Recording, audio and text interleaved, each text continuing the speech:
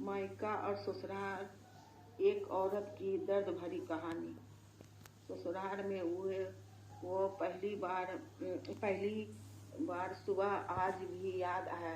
कितना हड़बड़ा के उठी थी, ये सोचते हुए कि देर हो गई और सब ना जाने क्या सोचेंगे।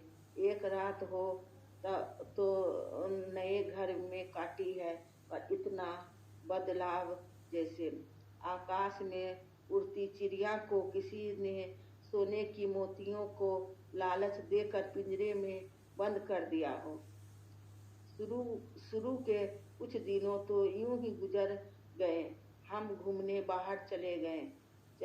जब वापस आए तो सासू माँ की आंखों में खुशी तो थी, लेकिन बस अपने बेटों के लिए ही दिखी मुझे।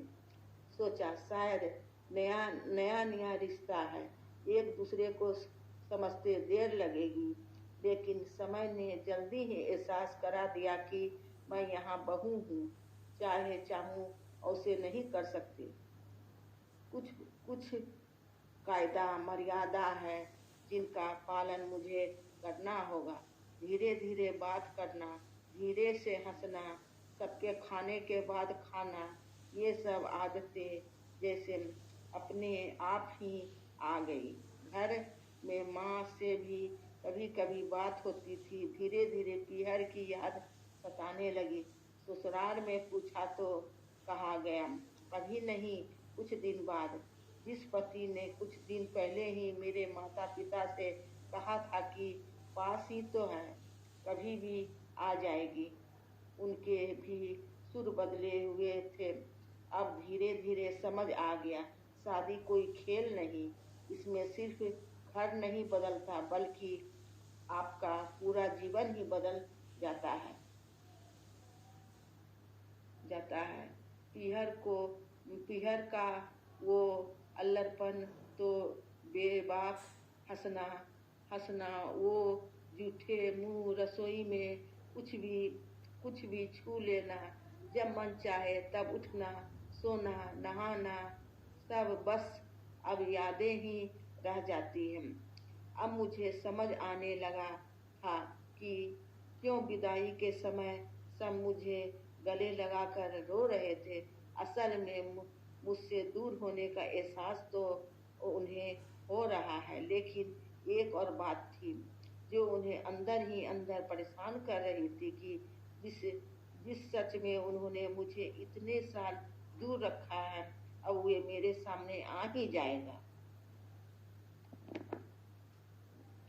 पापा का ये झूठ कि मैं उनकी बेटी नहीं बेटा हूँ, अब और दिन नहीं छुप पाएगा, उनकी सबसे बड़ी चिंता थी।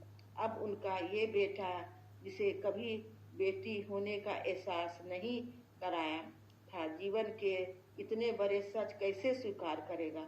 माँ को चिंता था कि उनकी बेटी ने कभी एक गिलास पानी का नहीं उठाया, तो इतने परिवार की जिम्मेदारी कैसे उठाएगी। सब इस विदाई और मेरे पराये होने का मर्म जानते हैं, सिवाय मेरे, इसलिए सब ऐसे रो रहे थे जैसे मैं डोली में नहीं अर्थी में जा रही हूँ। आज मुझे समझ आया कि उनका रोना गलत नहीं था। हमारे समाज का नियम ये है, एक बार बेटी डोली में विदा हुई तो फिर तो बस मेहमान ही होती है घर की। फिर कोई चाहे कितना ही क्यों नहीं कर ले, ये घर आज भी उसका है।